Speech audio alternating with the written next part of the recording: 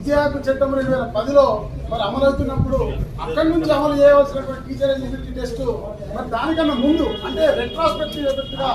ఉపాధ్యాయులందరికీ కూడా ఇది ఉంది,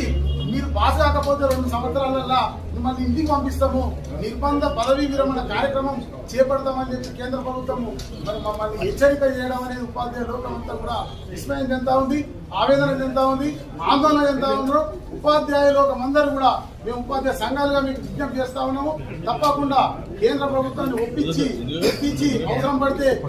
అనేక విధ న్యాయ పోరాటమైన చేసి మరి